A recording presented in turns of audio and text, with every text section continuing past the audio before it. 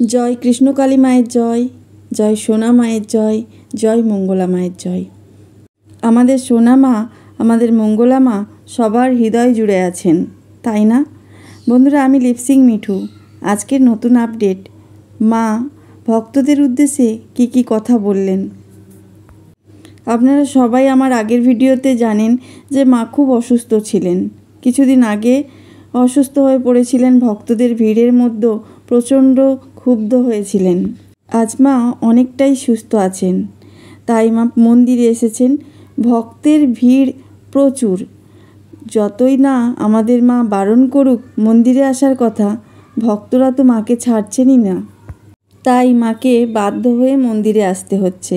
মন্দিরে এসে শুধু মা পুজো করতে চাচ্ছেন, কিন্তু ভক্তদের ফেরাতে পাচ্ছেন না। এটাই হয়ে গেছে মূল কথা। দেখুন, আপনারাই দেখতে পাচ্ছেন চারিদিকে একদম ভিড়ে ঠাসাঠাসি। এত রোদ্দুরের মধ্যেও ভক্তের কোনো আক্ষেপ নেই যে তারা রোদ্দুরে দাঁড়িয়ে আছে।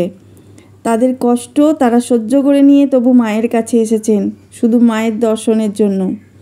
তাহলে আমাদের মঙ্গলা মা কী করে বাড়িতে বসে থাকেন এতগুলো ভক্ত বিমুখ করে?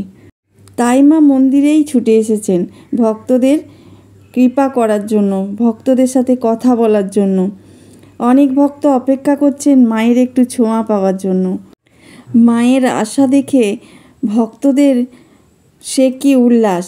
কেউ উলু দিচ্ছে, কেউ শঙ্খ বাজাচ্ছে। সত্যি অসাধারণ একটা দৃশ্য। মা মন্দিরে চলে এসেছেন।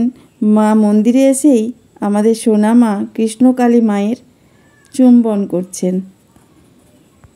আমাদের মঙ্গলা মা বলেছেন আমাদের কৃষ্ণকালী মা বাচ্চা রূপে আমাদের কাছে এসেছেন, একদম ছোট্ট বাচ্চা।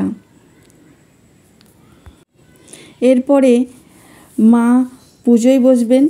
প্রথমে কিছু কাজ আছে, মায়ের ফুলের মালা সেগুলো পরাবেন, তারপরে পুজো আরম্ভ করবেন। তার আগে মা কিছু কথা বলতে চান ভক্তদের উদ্দেশ্যে। কথাগুলি মন দিয়ে শুনবেন, মা কি কথা বলেছেন। মানুষের জীবনে যখন সুখ আছে তখন দুঃখ আসবেই, কেউ খণ্ডাতে পারবে না। আবার যখন দুঃখ আসবে তার পিছু পিছু সুখও আসবে। আমরা তো সবাই নিজের জন্যই প্রার্থনা করি, কিন্তু আমরা কেউ একবারও ভগবানের জন্য প্রার্থনা করি যে মা তুমি কেমন আছো, ভালো আছো তো? তুমি ভালো থেকো, তাহলেই আমরা ভালো থাকব। মায়ের কাছে কিচ্ছু চাইতে লাগে না, মা এমনিই দিয়ে দেবে। পরমহংসদেব, যিনি আমাদের রামকৃষ্ণ, মাকে পেয়েছিলেন। কারণ কি জানেন?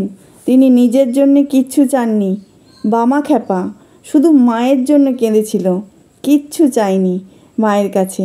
আজকে আমি কিছু পেলে তবে ভগবানকে ভালোবাসবো, আর না পেলে ভালোবাসবো না। তা করলে তাহলে আপনি স্বার্থ ছাড়া কিছুই করেন না, মাকেও ভালোবাসেন না। আপনি যখনই শুদ্ধ মনে ভক্তি ভরে মায়ের নাম জপ করবেন, মায়ের খাতায় আপনার নাম লেখা হয়ে যাবে, ভক্ত আমাকে এতবার ডেকেছে। ভগবান কী রূপে, কোথায়, কিভাবে আপনাকে ধরা দেবে আপনি নিজেও বুঝতে পারবেন না। মা দেবে, সবাইকে দেবে। ডাকার মতো ডাকতে যদি পারো অবশ্যই মায়ের দেখা পাবে। সত্যি বলতে আমরা ঠিকমতো ভগবানকে ডাকতে পারি না। আমরা আমাদের চাহিদা মেটানোর জন্য ভগবানকে ডাকি। যখন কেউ নাম জপ করেন তখন কিছু না কিছু চেয়ে তারপরে নাম জপ করেন, নিজের কামনা বাসনা জানিয়ে তবেই মাকে ডাকেন। সেটা করলে মা কখনোই সাড়া দেবেন না। নিঃস্বার্থভাবে ডাকুন মাকে, না চাইতেই সব দেবেন। মা যে মঙ্গলময়ী, মা ভবতারিণী, মা কৃপাময়ী। তিনি সকল ভক্তদের মনের কামনা সব কিছুই জানেন। মনের ইচ্ছে প্রকাশ করার দরকার নেই। মাকে শুধু ভক্তি ভরে ডাকুন, মন খুলে মাকে বলুন মা তুমি ভালো থাকো, মা তুমি ভালো থাকলে আমরাও ভালো থাকবো। এখন আপনারা দেখতেই পাচ্ছেন মা পুজোয় বসার জন্য তৈরি হচ্ছেন। মা প্রত্যেক দিনে একটা করে পদ্ম ফুলের মালা মাকে পরান। মা নির্দেশ দিয়েছিলেন যখনই মা পুজোয় বসবেন একটা করে মায়ের জন্য মালা গেঁথে মাকে নিজের হাতে যেন পরিয়ে দেন। মায়ের মালা গাঁথা শেষ, দেখতে পাচ্ছেন পদ্ম ফুলের মালা গেঁথেছেন মা, রোজ গাঁথেন। পুজো করার ঠিক আগের সময়টা মা এই মালাটা গেঁথে মায়ের গলায় পরিয়ে দেন। মাকে অপরূপ লাগছে না? মা কি চমৎকার, তাই না? মাকে তো প্রত্যেক দিন স্নান করানো যায় না, তাই গোলাপ জলে স্নান করানো হয় মাকে। মায়ের কাছে ঝোড়া ঝোড়া ফুল আসে, জবা ফুলের মালা। মা নিজেই মাথায় করে সেই জবা ফুলের মালা মায়ের কাছে ঢেলে দেন। সবগুলো তো পরানো সম্ভব না। আর দেখতেই পাচ্ছেন ফুলচুবড়িতে করে কত ফুল জমেছে। মায়ের ফুলের কোনো অভাব নেই। একসময় আমাদের মঙ্গলা মা এই একটা মালার জন্য কত মায়ের কাছে কেঁদেছে। এখন আর মালার অভাব নেই। মা ফুলে ফুলে একদম ঢেকে যায়, পরানোর জায়গা থাকে না মাকে আর। সব সময়কার মায়ের নির্দেশ, মাকে কিছু চাইবেন না, দেখবেন না চাইতেই পেয়ে গেছেন আপনি। মায়ের দৃষ্টি সব সময় ভক্তদের ওপর আছে। আপনি কি চান কি চান না সব কিছু মা অন্তর্যামী, অন্তরের খবর মা রাখেন।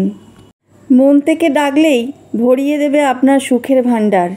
ভগবানের সাথে অন্তরের লিঙ্ক তৈরি করতে হবে, আর এই অন্তরের লিঙ্কের জন্য আপনার সংকুচিত বোধ হবে, তার ফলে আপনার চোখে জল বের হবে।